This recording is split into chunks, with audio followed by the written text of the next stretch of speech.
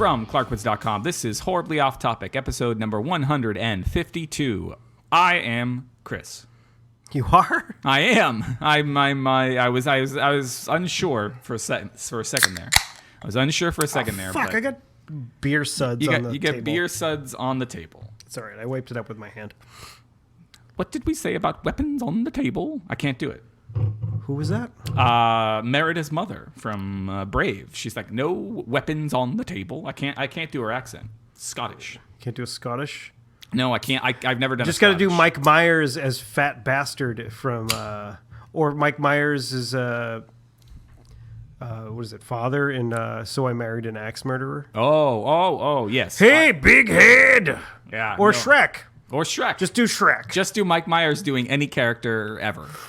Just do Mike Myers, doing any character with a Scottish accent. There's Mike Myers with a British accent, and there's Mike Myers with a Scottish accent, right? Because Mike Myers with a British accent is, Austin Powers. Donkey! But he also shows up in Inglourious Bastards, right? That's Mike Myers with a British accent, right? With an English accent. British. Am I getting it wrong there? I'm Steve. Hi, Steve. I don't think I said it yet. No, you didn't. Yeah, no. I had a couple of beers before you got here. Oh. I went over to the Red Robin. I wanted a burger. You did? Becky is out with a friend. They went to do a paint day. Okay. But it was. Are they drinking while they paint? I know that's one of the. That's things usually the thing that you do. But they went. The paint day was in Kenmore Square. Oh. And I mean, at time of recording, there is a Red Sox game happening. Oh, that doesn't sound good. So yeah, I don't think it was easy for them to get there. No. So they decided to not go. So they're out there. I think they're at the A4Cade right now. Oh. And they might be playing pin golf right now without me. Without you. That's why you were drinking. You were very sad. I was just so bummed out. No, I wanted a hamburger and I haven't had, and I like intentionally didn't have one yesterday.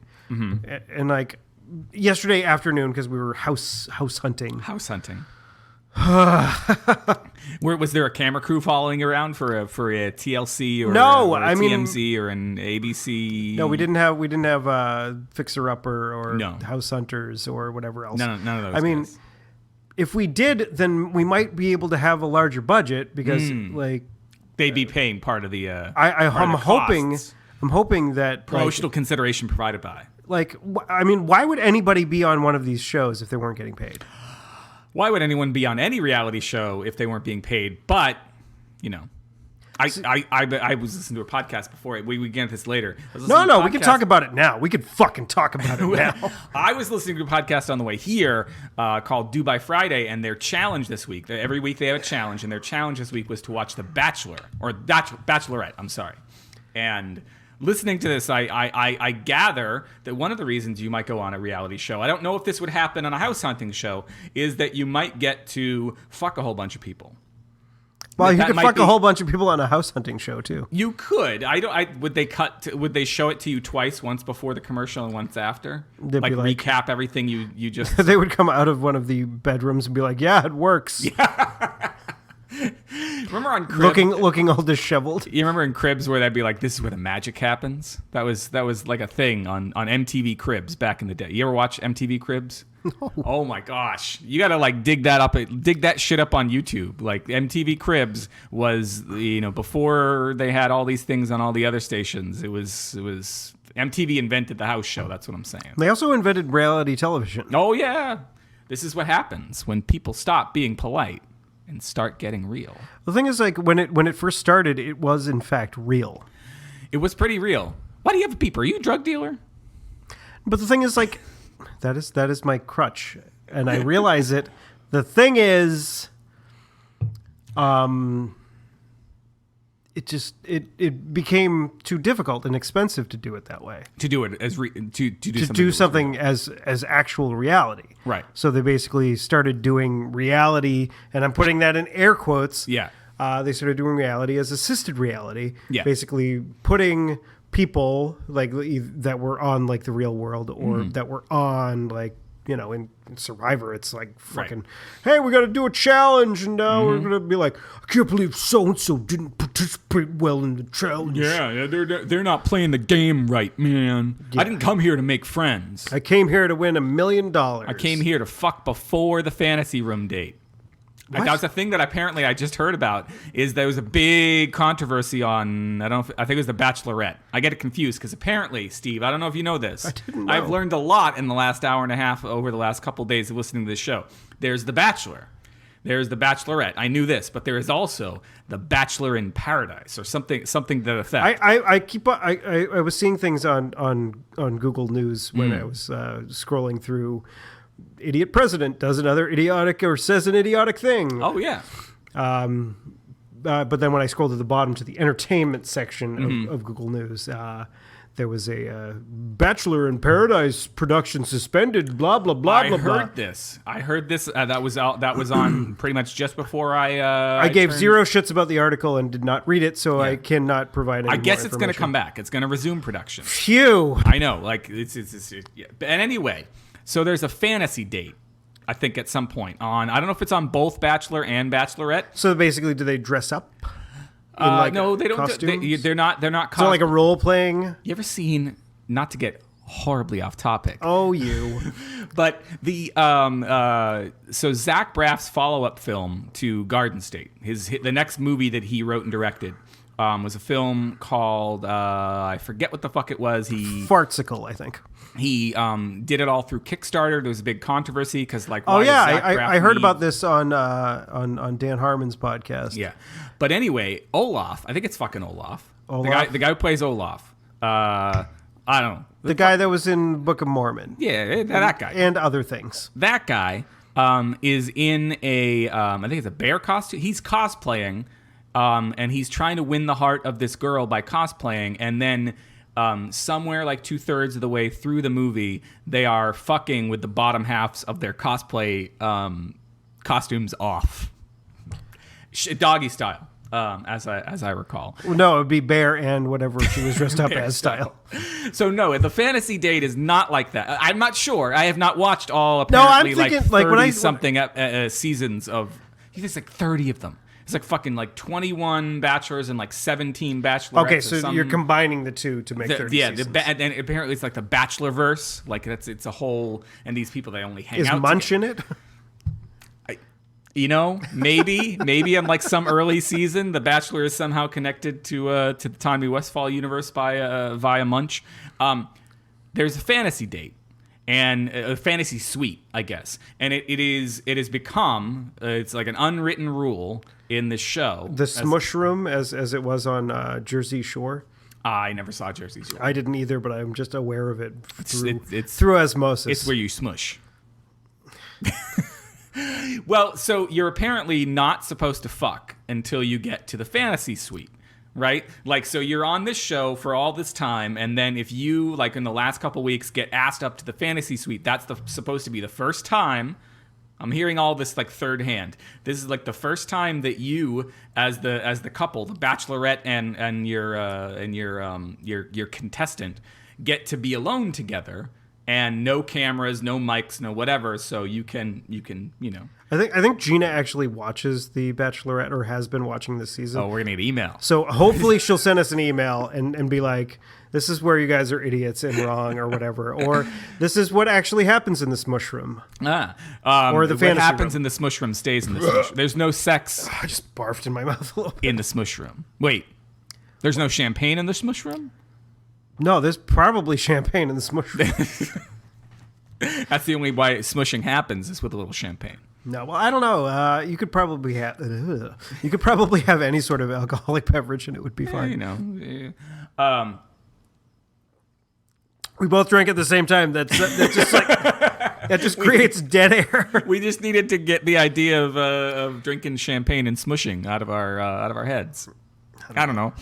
So I don't suppose that you fuck on a house hunting show, but I suppose you could. I read a short story once. You read or wrote? I read. I've done both, but I read a short story once called "House Hunting." It's by the author Michael Chabon. It's from his collection "Werewolves in Their Youth," and in that story, what a horrible night to have a course. What a horrible night to teach a course? I don't know.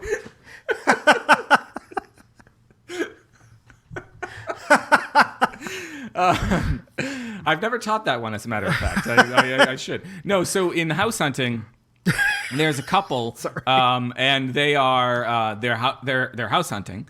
And as I recall, they're not getting along very well at this particular point in their relationship or their marriage. Like, things are kind of rocky. I don't know if it's just the house. Like Rocky Dennis? Like Rocky and Bullwinkle. No. Like Moose and Square. Like, Rocky Dennis from Mask? No. Not The Mask. Not The Mask, but from Mask. Mask with what's his butt and Cher. And Mask. That's the one. That's the one with the cars, and they put the helmets on. No. That was a cartoon series. Yeah, Mask. M-A-S. I'm talking about the film so Mask. There's The Mask. Which there's was Jim Mask. Carrey in Mask. And then there's M-A-S-K, right? Which is an acronym for... I don't know. Okay. Mobile Armored Strike Command? And they misspell with a K, Maybe? I don't know. So the couple's not getting along very well. What are we talking about? And this story. Oh, yeah, the story. Yeah, so the couple's not getting along very well. And they're being taken through this house that seems vaguely familiar to them, but they're not sure why. And their realtor says, can you guys excuse me for a second? You guys can go take a look around if you want. And they go upstairs. They're looking around the place, and they eventually fuck in the bedroom while their realtor's downstairs. They kind of hate fuck each other, and then they kind of make up. So they're like, okay, but why the fuck are they looking for a house if they hate each other? I don't know. Maybe they didn't realize they hated each other until they started looking for a house, Steve. Looking for a house, I don't know if you're familiar, is kind of a stressful thing. I am very familiar because it's very stressful to me right now.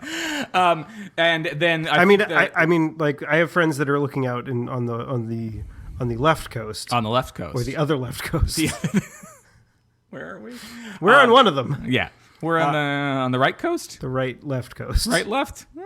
Right, left, right, left. Yeah, and they're over in Washington State. Washington, okay.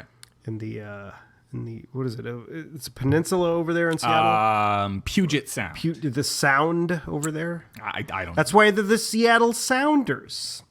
I believe it's the Seattle Super Sounders. Is it the Super Sounders? There's the Seattle Supersonics. Yes, but the Sounders I thought were the soccer team. Oh, I don't know. I don't follow that ridiculous. The MLS. Yeah, it's not a real sport. I'm telling you, it is a real sport. It's about as useless as hockey. Like, if Gina wasn't writing an email before, she's definitely writing one now. Come on, everybody knows soccer and hockey are two of the most useless, dumb sports on the face of the planet. Are you just trying to goat people into hating you? Maybe. Mission accomplished? Yes.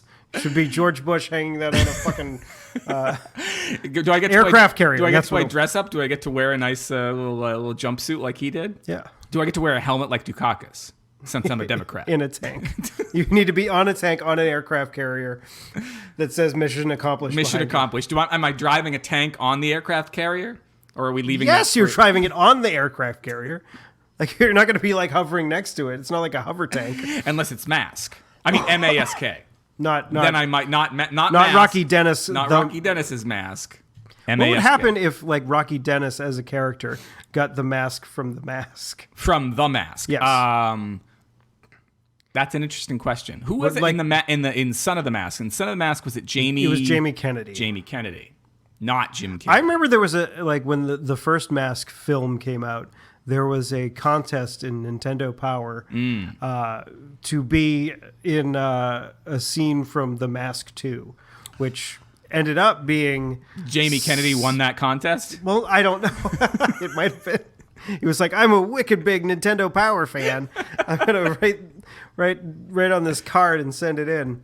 And he was the one who won, so he got to star in Mask 2. But did you know, speaking of Nintendo Power, the comic book artist, J. Scott Campbell, was the winner of the Nintendo Power Contest way back in the day, where the contest was to design like from the ground up your own game, like do all the sheets and whatever. And I remember at the time, I don't know if it was Paul or John, his older brother John, is somebody in that circle of people that I knew like had actually like entered the contest. I was really jealous. I didn't have the talent or the inspiration to do it myself. Well, Paul actually makes games now, so right. It's not surprising that. But this guy won, and I remember seeing the issue at the time and being bummed that it wasn't the person that I knew. But then years later, I was reading that guy's comic books. So he launched Nintendo Power into a successful career, not like Jamie Kennedy. Yeah, that contest. I was in the Jamie Kennedy experiment. I was in Scream 1 and 2. Was he in 3? Maybe. I think he was in 3 as a I think he dies in 2, spoilers. And then in 3, he might show up as like a videotape. Like, to tell people about trilogies. It was like Beyond... From Beyond the Grave. Beyond the Grave, and... it wasn't DVD time yet. No, not yet. Not that like people would be like. Has there ever been like someone recording themselves and having it on a DVD somewhere? Probably in some like '90s something, and it's probably not a DVD. It's probably like a VCD or something like that. But like that's that's weird. That's what I needed to like get out. It's weird because like if you think about like. Like, as weird as people like in hockey or soccer. Stop it. If you think about like, like audio cassette tapes and video cassette tapes. Yes. Like, people had camcorders, people had, ways to record themselves on an audio cassette. Mm-hmm. We did it with the New Sweethearts. You did. Congratulations. Well, actually, I think we were like revolutionary for the time. You recorded it to computer. Yeah, we recorded it on a computer, and then like,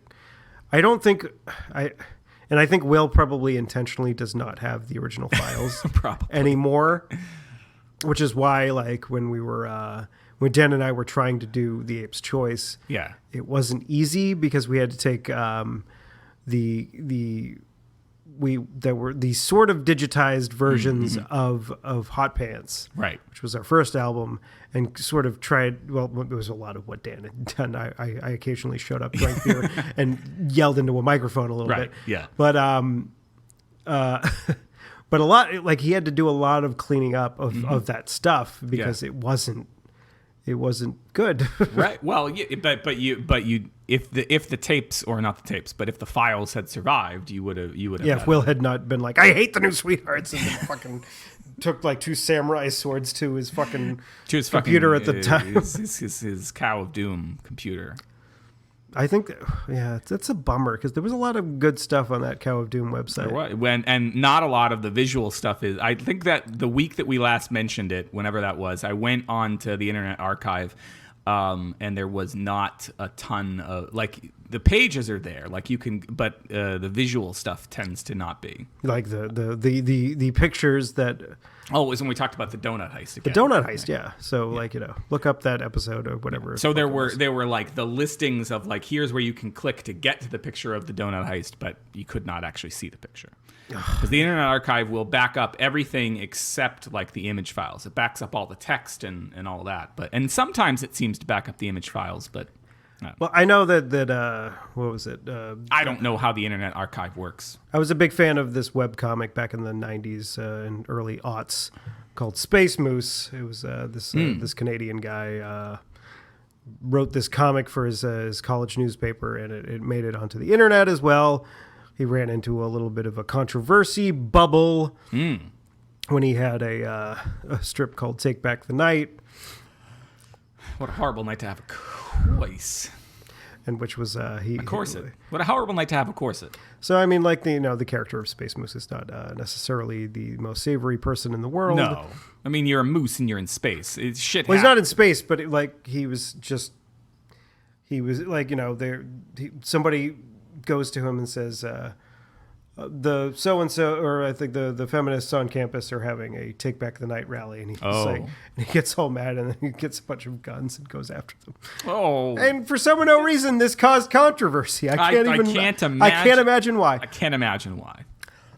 Space Moose. Not Space Moose Coast to Coast. That came later. That's Space Ghost. Space Ghost. What a horrible night to have a ghost.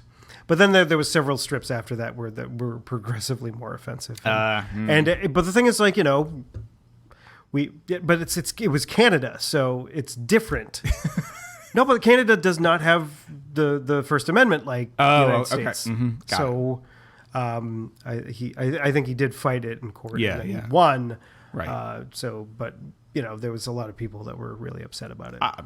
I think possibly understandably. Yeah, I mean, like, there's a lot of things, but the thing is, it was satire. Mm-hmm. He did, like, the guy that wrote this comic wasn't like, I hate feminists. Yeah. I mean, like, I may disagree with them on, some of the harsher ways that they're right. He saying wasn't things. But he was not actually, intending on killing them or all of these things. Whereas, nowadays when someone says something like that, you're like, Yeah. You make noises like that. Yeah, and you're like, oh, are they actually serious or what's going on? But like, back then, it was different times back in the late 90s, I suppose, when people were unsure about things. Surely you can't be serious. But still, if this was the United States that this was taking place in, like the thing that bugs me a lot is that everybody's saying that hate speech is not protected by the First Amendment. It is, as much as I fucking hate it, because hey, I hate speech. I hate hate. I hate hate speech, but yeah, it needs to exist. Well, it doesn't need to exist. It doesn't need to exist. It doesn't need to exist, but if it exists, we can't say that it's illegal. Right. Well, because the same conservative Christians who might be peddling that hate speech might go ahead and then say that that gay people just expressing their normal lives would be hate speech, and then you're down a very slippery slope. Right. So we need to let the Shirley Phelps Ropers of the world like scream God hates the other F words at dead soldiers' funerals, and you need to fucking be angry about it. Mm-hmm. You definitely need to be angry about it. Right. And you need to make sure that you yell louder and that people hear you more and understand and empathize with you more, as opposed to that fucking nonsense. Right. I made a decent point there. I think you did. And I'm going to fucking leave it there, and we can move on. along. So houses. Yes. You got anything more to say about that, or do we close the loop on that? No, but the thing is, it's very hard to find a house that I mean, we make decent money. Like we're not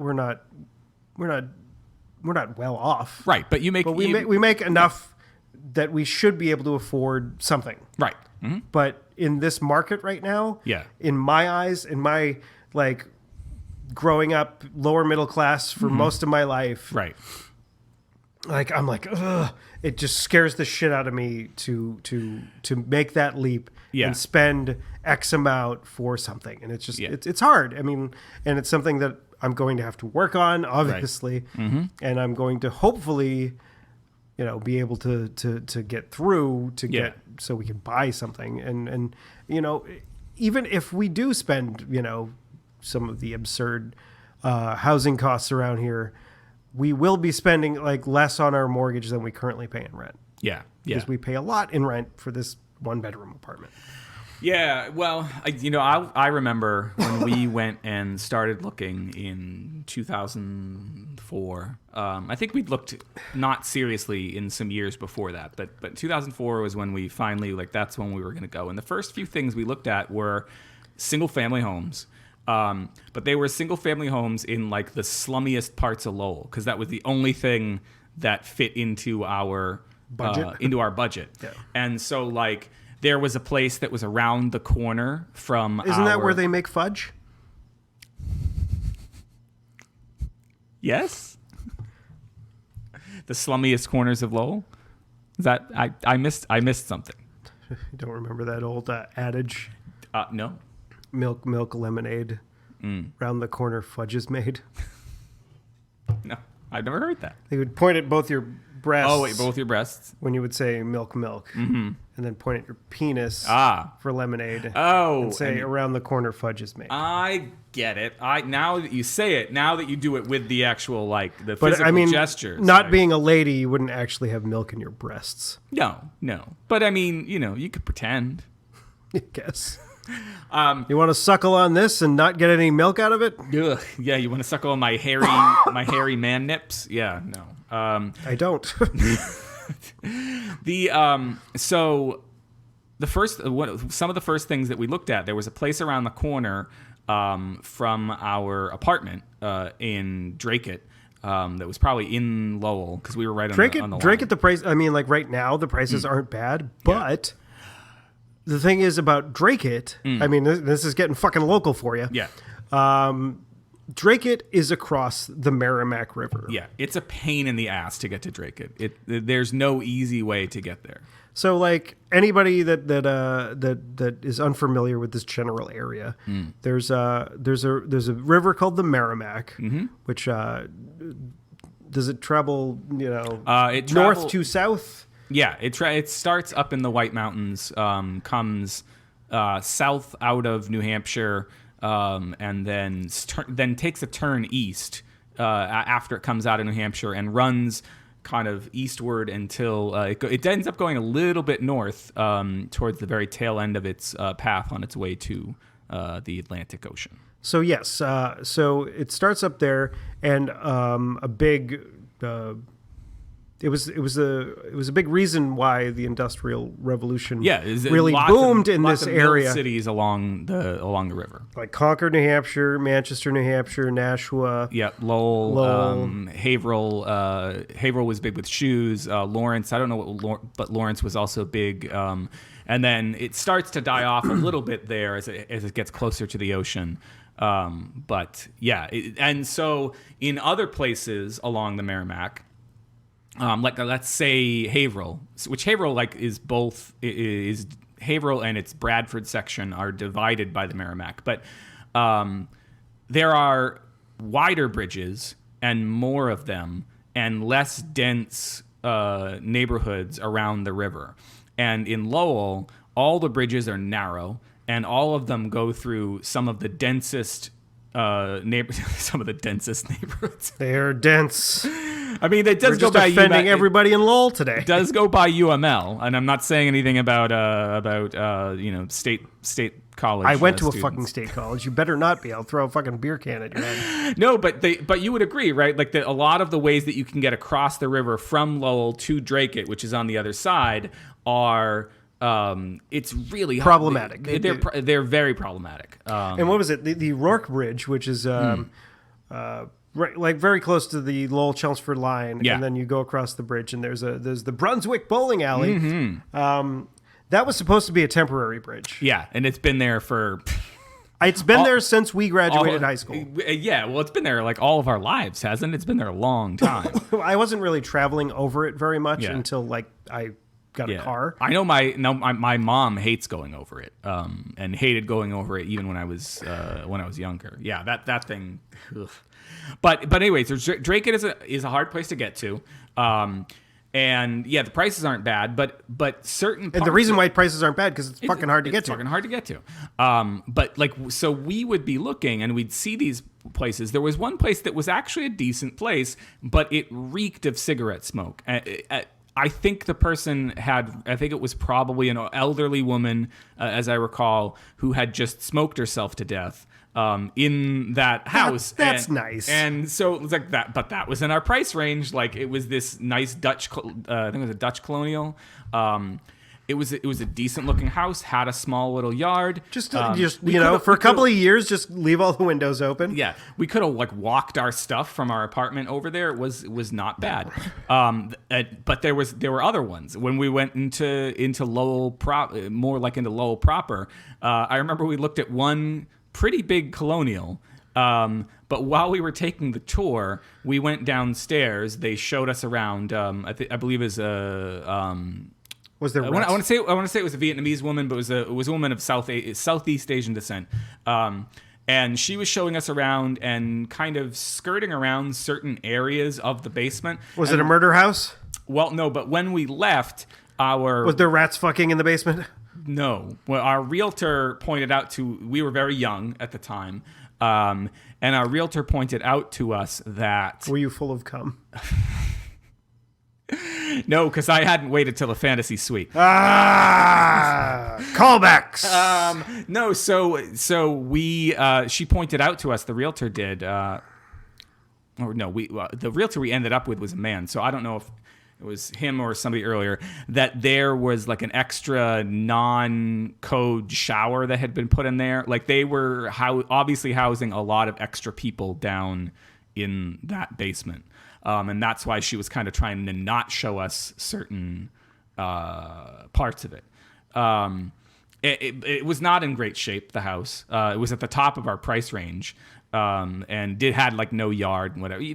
We kept looking for places like that until finally we said we can afford a condo. And we started looking at like every condo we could get, but none of the condos were in or townhouses were in great places until we went up to Merrimack, and lo and behold, we had pretty good yard, pretty good area that Stephanie grew sick of pretty fast. I mean, the trouble with townhouses is you're basically on top of everybody. Well, you're on top of everybody, but in addition to whatever mortgage you're paying a condo fee. An association fee of some sort. And so, like, you look at what the initial mortgage price is, and you're like, that's not bad. And then you forget to factor in, because you're like, oh, this is so much nicer than anything we've seen so far. You forget to factor in, every 3-4 months we're going to be paying an extra $700. In the places that we're looking for, we occasionally have looked at a condo, and that's something that we're very cognizant of. Is like the HOA fee and how much it is and what it covers. Yeah,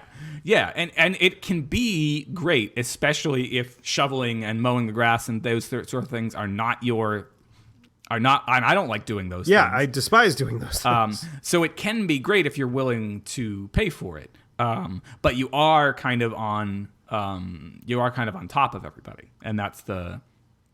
I mean, it's a nice step up from an apartment. That's what I thought, and I liked our house. We were an end unit, yeah, you were, because then when we used to record the show up there, like we could look out the side of your house and see another side of a house. Yeah. There was a little bit of distance. There was a little bit. There was a little hill, and there was some trees. It was. But yeah, we went to look at one today, and it was in Wakefield, which is a more affluent community. Right. This particular unit, it was not a unit; it was a single family, split level. But I hate a split level. Becky doesn't like them either, but I don't know what it is. She was sort of okay with this, but the price was pretty high. Right. But it was a dump inside. It was like the kitchen was like, it looked like the appliances had never been replaced. And then like the floor was hardwood, but there was some fucking weird nonsense film. Right. There's something on it. Yeah. Like I didn't want to touch it. I was also apprehensive about walking on it. There was some room like the walls were sort of in most of the rooms were fine, which was weird. But the rest of the room, like there was one room that was terrible. But like it was 2.5 bath. Yeah, which was pretty big, and like there was several bedrooms, and so it wasn't a bad place, but it was like, for the amount that they were asking for, like, we could go elsewhere and get like a house that doesn't need that sort of work. Yeah. But it's such a nice area that if we had decided to put our fucking hats in, right, and be like, okay, we're going to buy this. And if we put the work and the effort in, we could probably sell it, in a year's time, for $150,000 more than what we paid for it. Right. Flip it. We could flip it, and like, as much as we watch, are you going to love it or list it? Fuck that guy and fuck that lady. Fuck those people. Not until you get to the fantasy suite. Not until the fantasy suite. No. It's just, but the thing is, like, that's not what I want. I don't want to fucking. It's not what I want either. And it's sell a house in like fucking like a year and a half or a year. Yeah. Like, I want to not move anymore. Like that's like the amount of times I've moved since 2007. Yeah, or 2008. Sorry. The amount of times I've moved since 2008 has been way too many. Right. I don't want to have to move a fuck ton more times. Yeah. I want to hopefully have one, maybe two more moves, and then I'm done. I couldn't agree with you more. Yeah. That's kind of where as you get older. And I am definitely getting there. You're a little bit further than me, but I'm sick of bullshit. Like I just I can understand how crotchety old men get to be crotchety old men. We are them now. We are them. We have a podcast, and you can listen to us be crotchety old men and get. Should we just rename the show "Crotchety Old Men"? Crotchety Old Men. How fucking much longer do we have for the show? I just opened my second beer. crotchety, underserved men. No. Hot ass. How much more show do we have? We're like 24 minutes. Okay, good. Because I just opened a second beer. I didn't want to just be like, oh, I just opened a second beer and we got 5 minutes left. I better drink it all. Yeah, no, or you're gonna pass out and I have to do a dramatic reading of something from Big Willie style. Here, please do. I don't need to pass out when that happens. I'm saving that for my Patreon. My Patreon goal right now, if I hit right now, I'm at like $71 a month, and so to get up to $100 a month right now, and this is a good way to plug. I'm not making a big push yet because I have a big announcement that. Can you not announce it? Yeah, can you tell me after the show? Well, it's part of my ongoing frustration at the moment. Anyway, I don't want to get horribly off topic. I like it when you say it that way. I don't like it when you feel like someone's like grasping the inside of your asshole when you say it. You sure you won't get annoyed with me doing it this way after a while? No. Okay. All right. This is so much better. I mean, even if I do, it's never going to be as annoyed as I did as it used to be. So right now the goal, I'm at like $71 a month, and the goal, if I get to 100 a month, is that I'll do a dramatic reading of Getting Jiggy with It. Originally, it was going to be it should be the whole album. That's going to be more than 100. I gotta pace myself out here. Like, if you want to get me to 100 and you want to see Getting Jiggy with It, that'll happen. But like, maybe it's got to be 200, 150, 300. How about just 100 for the whole like Big Willie style album? You think that would get me to 100? It might. Yeah. Just float it out there.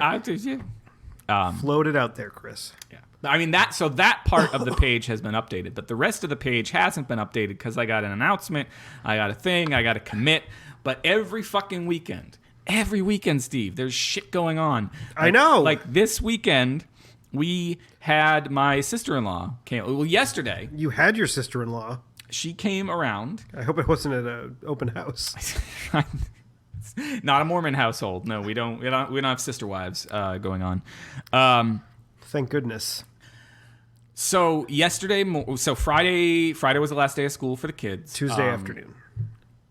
Monday night, I grew a beak. Tuesday, Wednesday, learned to tweet. Thursday, I'm a parakeet, but Friday, I'm a duck. Was that a parody? That was a parody of Friday, I'm in Love. The words came to me from Andy Hicks, who was in my band back in the day. So I got to give credit where credit is due. No, so did you guys ever perform that live? No, I don't think so. Friday, I'm a duck. No, I don't think so. I'd love to see. He has a band, one man band that I think now might be a 2-man band called the Pluto Tapes. I'd love to see him perform that. Saw him perform. We should have some of these people on. You know. He does a Doctor Who podcast. Like I want to subscribe and support my friends, but I don't want to listen to an hour of Doctor. I've never watched Doctor Who. I've watched one episode of Doctor Who. It's the one where there are statues, and they're creepy. Oh, yeah. I haven't seen that one because I haven't seen any. I think I probably have seen a couple on PBS back in the day. Blink. That's the one I've seen.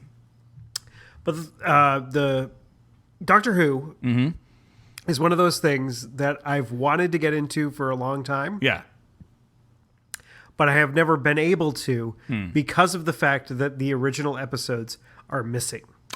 So you can't be a completist on this, and that sets that you. And I'm like, I want to start from the beginning. I want to start with the first Doctor and fucking watch it. And they're like, no, you can't do that. No, I don't even know what like fucking BBC was like, fuck it, this tape is expensive.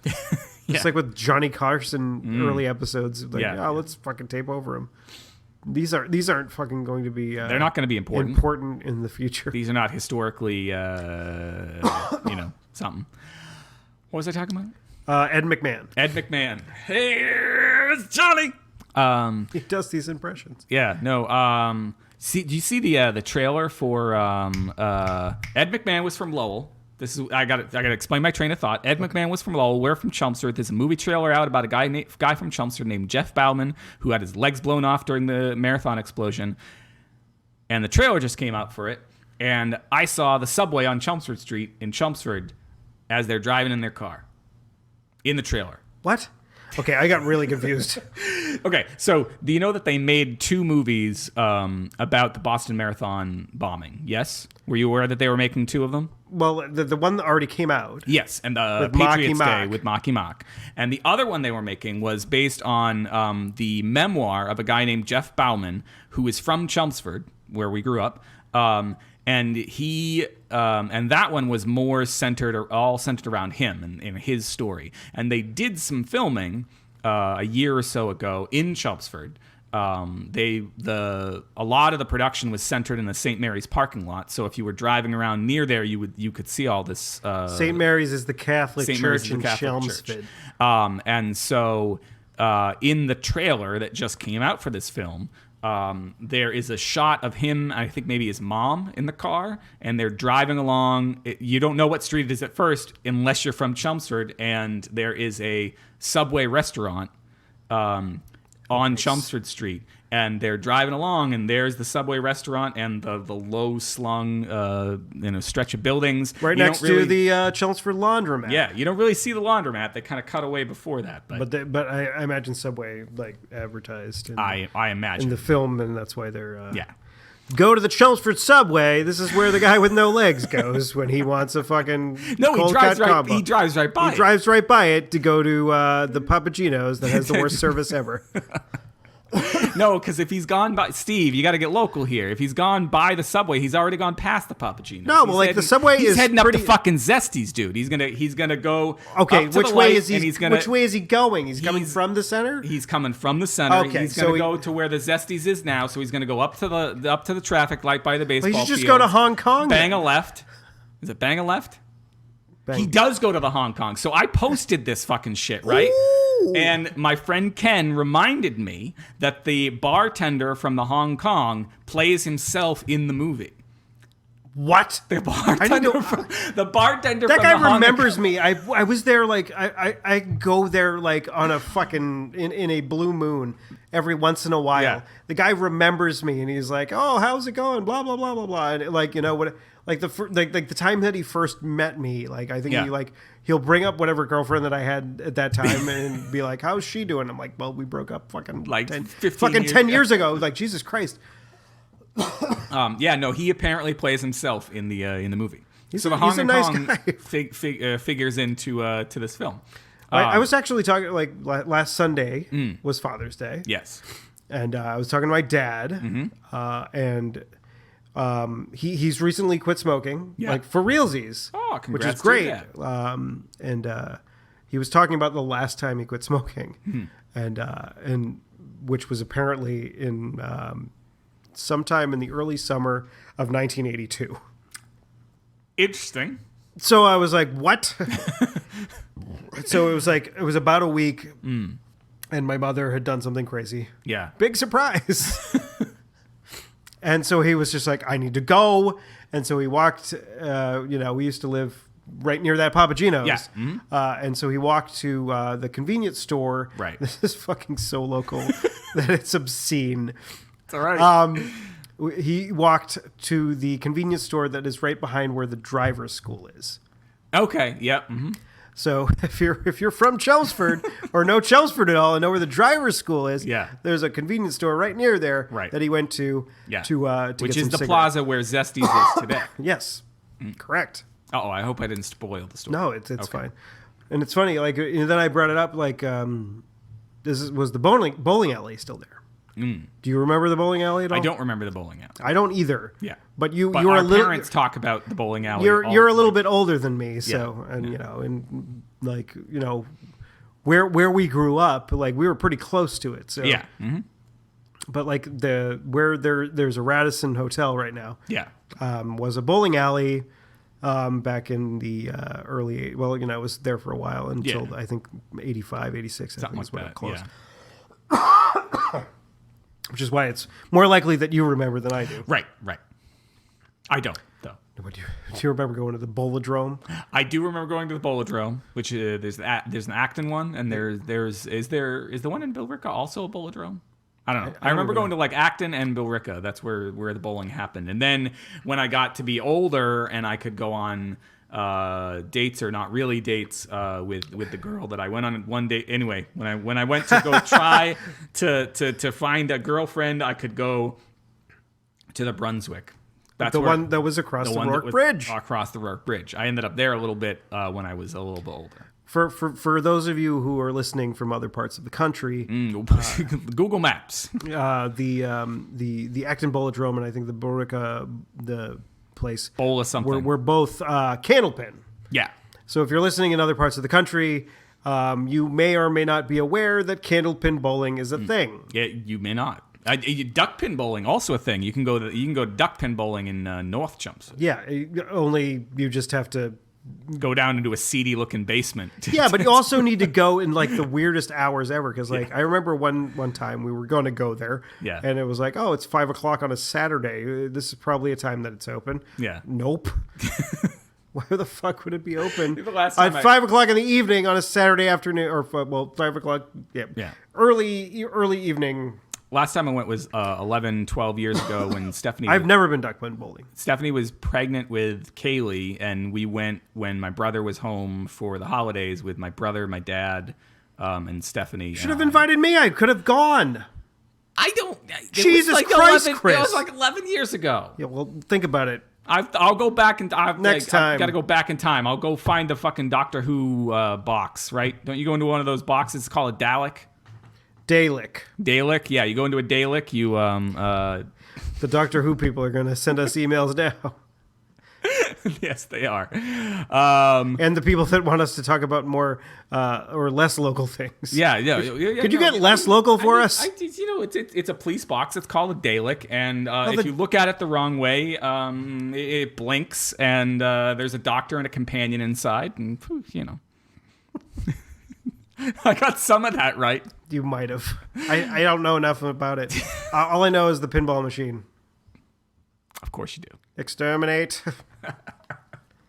No, I know for sure. Like the police box is called a TARDIS, which I think is a little bit ping pong. What? It's called a TARDIS. What were those people thinking? I don't know. Or maybe that wasn't like a thing that people said. Like, I mean, I think it's like a TARDIS, like it's an MASK. Like, I think it's like a TARDIS. I think it might stand for something. Oh, okay. Telephone, so just like asshole, a mask. Repository, dipshit in service. You talking about the president again? What a horrible night to have a course. Yes, because it's always a horrible night to have a course. We still haven't explained. We haven't.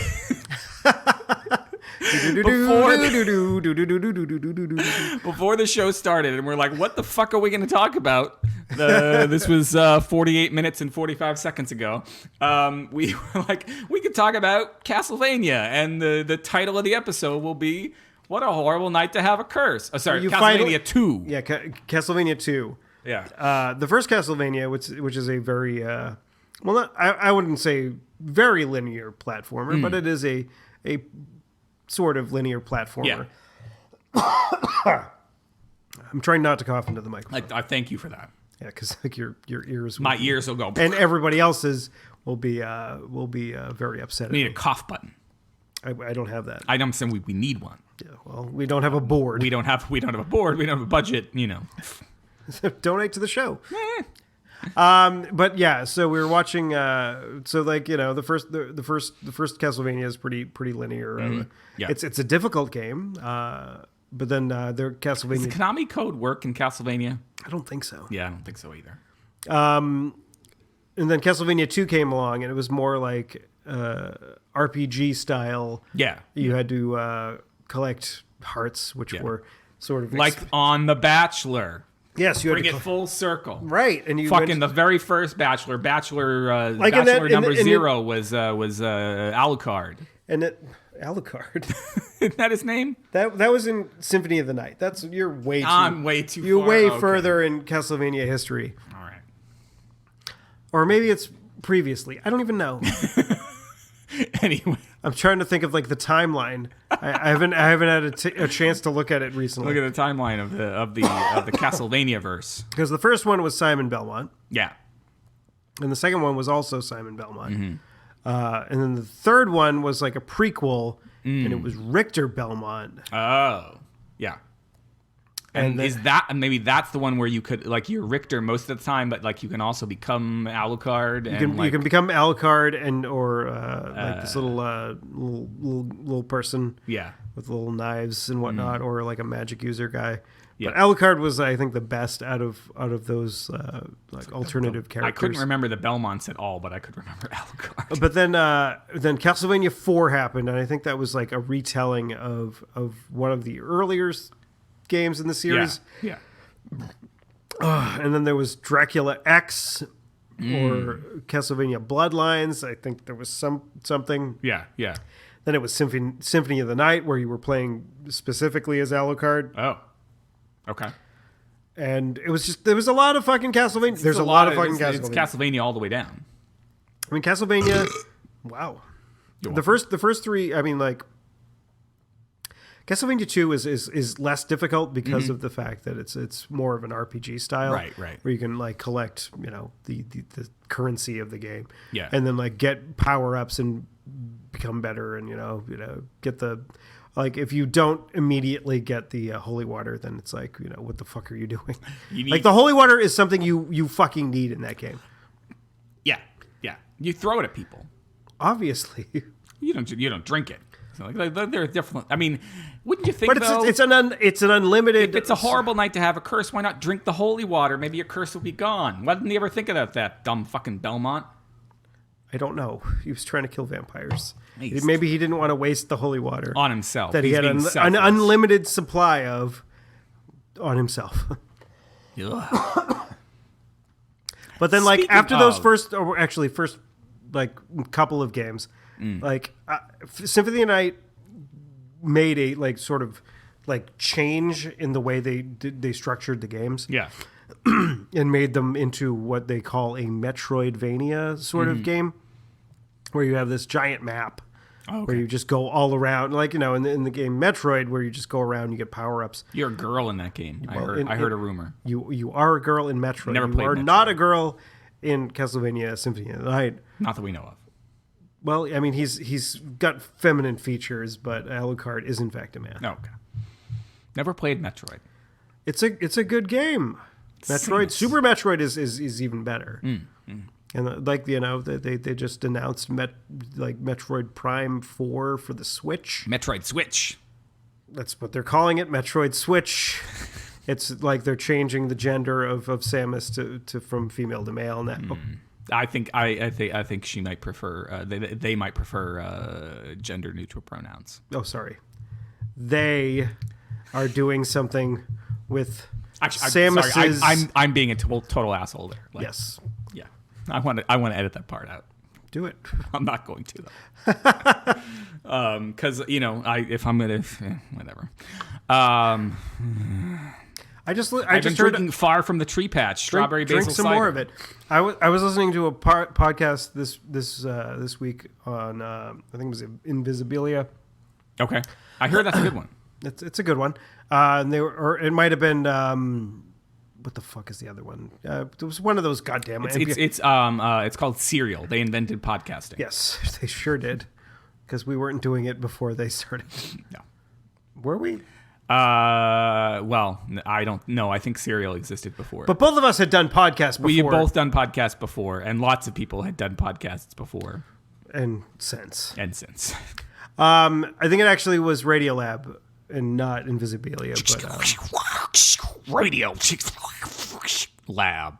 Don't they do like lots of sound effects? They do, and I was hoping we could do that with the show one time, but like not quite like that.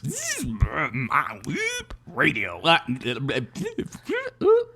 mean, that was back in maybe like when they first started doing the show. Lab. But they were doing a story about the first woman gondolier in Venice. Oh. And the person that was the first woman gondolier was in named Venice, Alucard. No. But she eventually became a he. Oh, okay. So she sort of transitioned into being a man, and she's sort of no longer she was the first female gondolier. That's really interesting. Yeah, I don't know what you do with that. But like even when she was trying to become a gondolier as a woman, yeah, like she definitely like felt more at peace with being a man. Right. And so she didn't feel like she deserved any of the praise and or accolades that came along with being the first female, blah, blah, blah, blah, because she didn't feel like a woman at all. Such a thorny, I feel like, issue, because like who gets to claim this person? Because but the thing is because you want to be able to say like this is a monumental thing that you had somebody who was a female identified person, as the first female identified person as a gondolier, but if in their heart, his heart, which is like that's where when I was goofing earlier, like that's the part where I get confused, is I'm not sure if like the transition. I don't think everybody stops at they them at any point. I think there's some people who just they prefer they them. Anyway, interesting. It probably would depend on the person. So if someone is transitioning or deciding to become the other gender, it's. I mean, I have students in both places where I have students who have transitioned, and they are very much people who were they were identified as female at birth and have transitioned and are now he. And I have students who were identified as female at birth and are now they. And so it goes a lot of different ways. I just the story you bring up I think is really interesting because I think rightfully so, women and women's rights people would love to be able to lay claim to this. They person. did, in fact, because like there was a lot of feminists that came along and were like supporting this person when they were trying to become the first female gondolier. Yeah, but now this person is male. Well, yeah, they want to be considered as male, and and. So it's just like, oh, well, I have all the support from people, from feminists or whatever, but does that support go away when I say I want to be a man, or like I mean, you've got possibly the first transgender gondolier, but I suppose, I was the first of two things. There you go. I mean, it ties back. I'm the first of nothing. Me personally, sitting right in front of you. You're not Steve, the first of your name. We are the first people to King of the Andals and the first men. No, we have done nothing like in the history of this podcast that has been a first. I don't think we might be the first podcast called Horribly Off Topic. Yes, we are definitely that. Case closed. Okay, well, I'll go. Thank you, Judge. Judge Wapna. I don't know. You're dating yourself with that. I am. Now, see, Judge Judy was not of the Judge Judy is not a descendant. Her show did not come out of the People's Court. Court. I don't think so. No. Judge Wapner it was Judge Wapner and there was some other person, and now I don't even know if the People's Court is still. I don't think the People's Court is still a thing. Yeah, that was like a reality. That was like a proto-reality show, right? Like Proto-Man. Proto-Man from Mega Man. Yeah. There's an issue of What the magazine over there that we were going don't- to talk about. we And we don't- didn't we have do to not talk about have that time. either. You know, and the thing was, is like we were like, oh yeah, we'll talk about the ads in What the magazine, which is a comic book. There were no fucking ads. We were like flipping through beforehand. There's no ads in there, Steve. Which is a bad. Which is probably which also explains why What the magazine does no longer doesn't really exist. because like they could not find advertisers for What the this issue was parodying the Infinity Gauntlet, which of course is part of the inspiration for the Infinity War movie that is filming right now down in Hotlanta, Georgia, and also across the pond in the British Isles. Oh, all the way over there. All the way over there. I hear there was some filming, some lensing, not filming, lensing. We were actually talking recently about like the Marvel Cinematic Universe and when it actually started to hit its stride. So it starts with Iron Man. Yes, I mean, like I am aware of that, and Iron Man was good, and it's the reason why the other films, the reason why the other ones exist, exist because like Iron Man 1 and 2 were good. Is someone here? No. Iron Man 1 and 2 are good. I agree. Thor 1 and 2 are stupid and boring. Agreed. Okay, cool. For the most part, I love all of them. The first Captain America, not so much. First Captain America is pretty good. I don't think it. I fell asleep, and that's never a good sign. No. But the second one, the Winter Soldier. Winter Soldier is close to perfect. Yeah. and so was Winter Soldier at the time when it. Well, that year I feel as the MCU scholar that I am, and we're at 101:20, so you're in bonus time, folks. Fucking, you guys get bonus shit. Because I got plenty of beer left. As the MCU scholar that I am, I will say that the film that year we had Winter Soldier. And I remember I was listening to a podcast at the time. It was called the Earth 603 podcast. It was a comic book podcast, not on the air anymore. And you know what? We're still on the air. We're still on the air. We're still in the air, motherfuckers. And they got really excited about Captain America, the Winter Soldier. And they're like, now we've got Guardians of the Galaxy coming. Can that possibly top it? And then Guardians of the Galaxy comes out and it tops it. So that year, you had Captain America, the Winter Soldier, and Guardians of the Galaxy. And so that year, I think, is the place where it absolutely hits its stride. Now, what I think it does is it sets up Age of Ultron for even higher expectations than it already had as the successor to the Avengers. And I think part of why people don't like... Part of why people don't like Age of Ultron as much as the other ones is because they read all this stuff about how it was a troubled production and they think that somehow impacts the movie, and fuck all those people. But I think part of it is that you had those two awesome movies, and then Age of Ultron is... Didn't Ant-Man come out? Ant-Man comes out right after Age of Ultron. Okay. So like if you even like moderately like Age of Ultron, then what you end up with is 2 solid years there where you have Winter Soldier, Guardians of the Galaxy, then you have Age of Ultron and Ant-Man, and then after that it gets what's after that? Then it's Civil War, and if you like Civil War, I don't need yours. Civil War. I don't need no Civil War either, Steve. You know, Civil War and Doctor Strange. And so I think depends on your definition. Guardians 2. It depends on, and yeah. Now we've had Guardians of 2, and now I guess I've heard the early buzz on Spider-Man: Homecoming is really good. And Thor Ragnarok looks to be a very different film than the first two. How did you so describe glad them? because I was like, oh my god, a third Thor movie. This is going to be another garbage piece of garbage. Yeah. that I can nap through. Yeah. But put It Jeff looks pretty- Goldblum in Jeff it, Goldblum, and then and- put like a bunch of crazy nonsense in it that I might stay awake. It looks like a movie. It looks like that guy watched He-Man, Masters of the Universe, or just Master of the Universe, the one with Dolph Lundgren, and was like, This is what happened. I want to make a movie that like is that campy, but it's that campy on purpose. That's what. Like the problem with making like a campy movie is that it's only really good if you're making it and you think it's going to be good. Mm-hmm. Okay.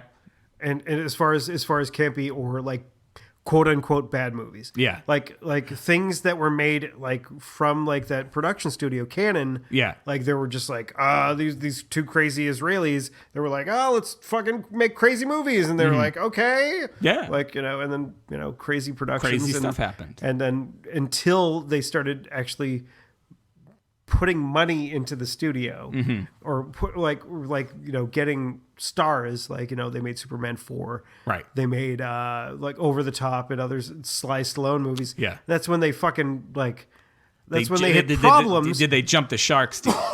It's sort of, because like it's hard to maintain like a sort of like campy atmosphere when you have like big time stars. Yeah. And the fact that like Superman 4, like, it was the quest for peace. Yeah, it was the quest for peace, and it was also a piece of shit. The quest for a piece of shit. Yes. You can find the show notes for this episode. What a horrible night to listen to this show. At horriblyofftopic.com. No, you can't. There is no horriblyofftopic.com. You can find the show notes for this episode at clarkwoods.com/hot/152.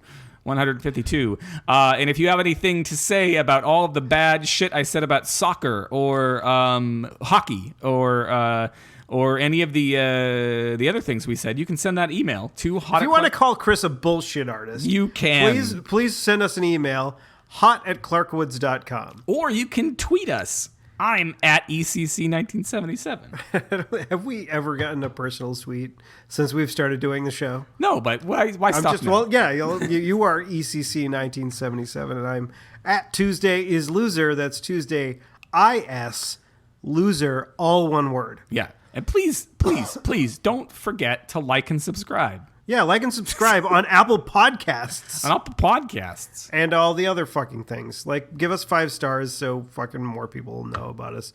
And more people will listen, and perhaps we'll get an advertiser that we can chase away with my fucking negativity. And they might invite us to the fantasy suite.